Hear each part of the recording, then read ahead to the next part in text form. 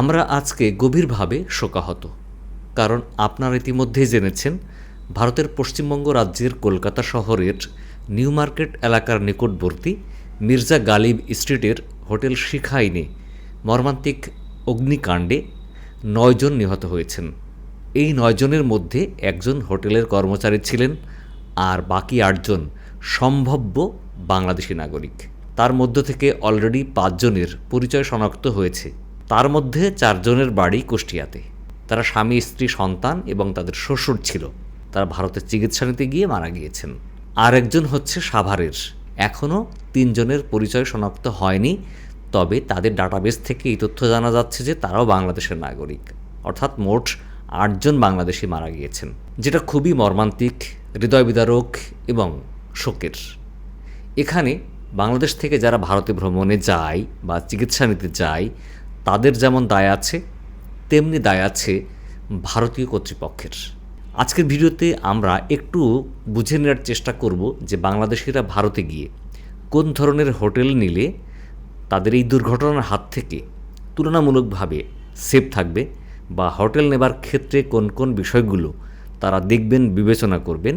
একই সাথে ভারতীয়দের কী কী গাফিলতি বা কী কী অবহেলা ছিল সেটা আমরা জানার চেষ্টা করব এই ভিডিওর মাধ্যমে। প্রথমত, বাংলাদেশিরা ভারতে চিকিৎসার জন্য গিয়ে থাকেন, আর সাম্প্রতিক সময় ট্যুরিস্ট ভিসা চালু হবার পরে এখন ট্যুরিস্ট ভিসাতেও যাচ্ছেন। এছাড়াও অনেকে বিজনেস ভিসাতে গিয়ে সেখানে অবস্থান করেন।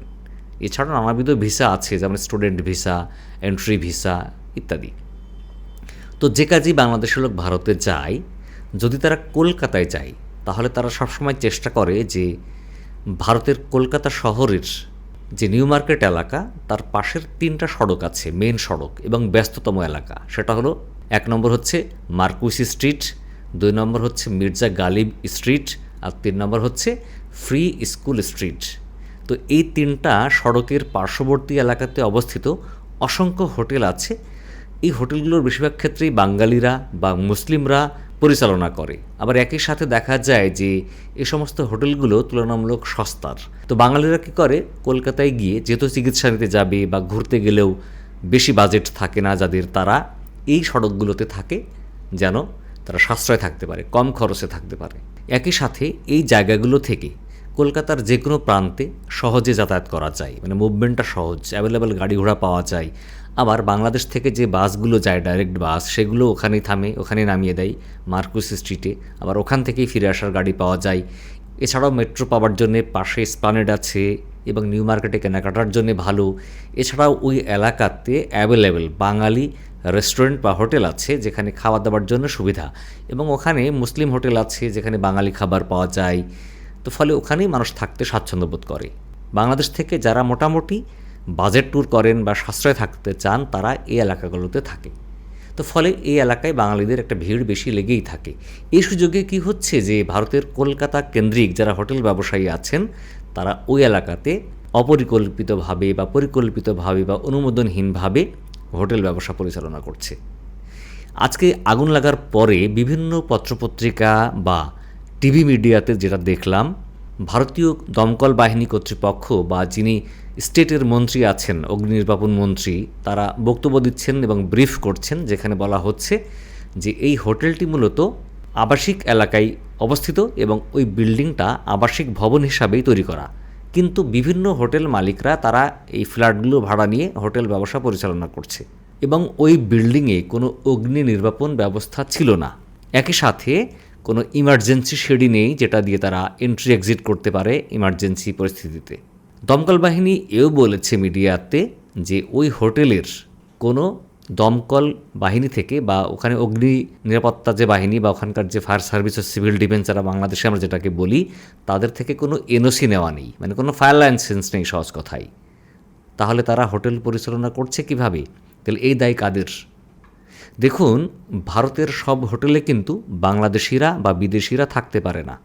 সব হোটেলে আপনি যাবেন, তারা বলবে আমাদের থাকার পারমিশন নেই, আমাদের এখানে থাকতে পারবেন না, এখানে বাংলাদেশিরা থাকতে পারে না বা বিদেশিরা থাকতে পারে না। কেন বলে? কারণ হোটেলগুলোতে বিদেশি রাখতে হলে আলাদা লাইসেন্স লাগে, পারমিশন লাগে, এবং ওই হোটেলগুলোকে কিন্তু আবার অতিরিক্ত বেশি পরিমাণে ট্যাক্স দেওয়া লাগে। তাই না, যখন ওই হোটেলে কোনো বিদেশি অবস্থান করে ওই দিনই, মানে যেদিন উঠবে ওই দিনই কিন্তু ওই নিকটস্থ পুলিশ স্টেশনে বা এফআরআরওতে যে আবাসিকে যিনি উঠেছেন বিদেশি, তার পাসপোর্ট, তার ভিসার পেজের তথ্য এবং একটা প্রেসক্রাইব ফর্ম আছে, সেই ফর্মটা ফিল আপ করে হোটেল কর্তৃপক্ষকে জমা দিতে হয়। আগে সরাসরি গিয়ে জমা দিতে হতো, এখন তারা অনলাইনে জমা দেয়। তো ফলে যারা বিদেশিদের রাখে, মানে বাংলাদেশিদেরও রাখে, তারা নিশ্চয়ই আন্তর্জাতিক মানের হোটেল পরিচালনার লাইসেন্স প্রাপ্ত। তাহলে ওই পশ্চিমবঙ্গ সরকার কর্তৃপক্ষ, মানে অর্থাৎ স্টেট গভর্নমেন্ট কিংবা সেন্ট্রাল গভর্নমেন্ট তাদেরকে কিভাবে পারমিশন দিল?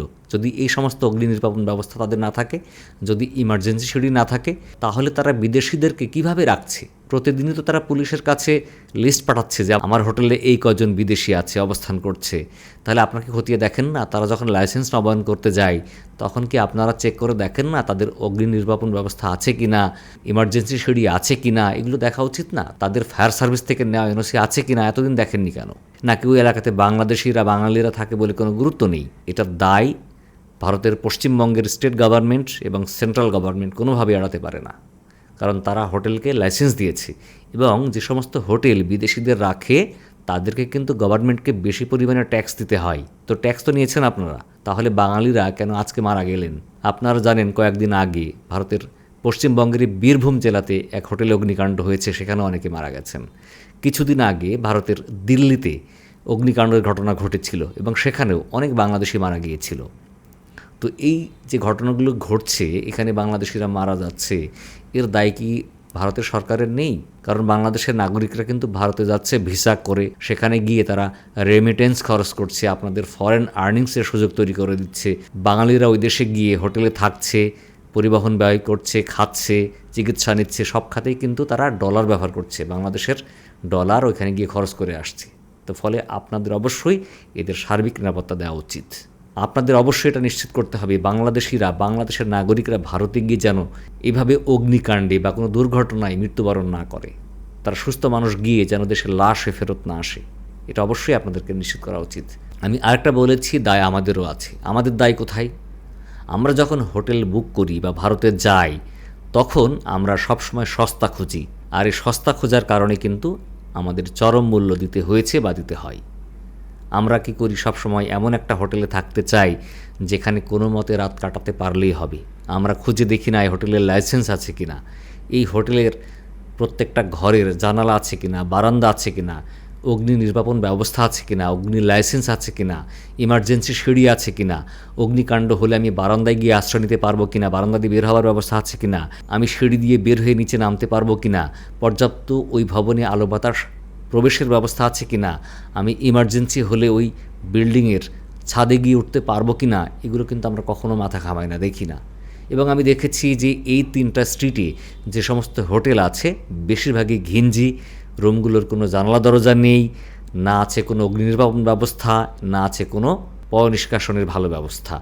তো ফলে আপনারা হয়তো 2 দিন 3 দিন 10 দিন থাকবেন, সেখানে টাকা বাঁচাতে গিয়ে লাইফটাকে ঝুঁকির মুখে ফেলবেন না। এখন আপনার টাকা কি হবে? ওটা টাকা বাঁচাতে গিয়ে ভালো হোটেলে থাকলে আপনি সেভ হয়ে দেশে ফিরে আসতে পারতেন। তো এই জন্যে হোটেল নেওয়ার আগে অবশ্যই ওই হোটেলে পর্যাপ্ত নিরাপত্তা এবং অগ্নি নির্বাপন ব্যবস্থা আছে কিনা নিশ্চিত না হয়ে আপনারা হোটেল নেবেন না, থাকবেন না।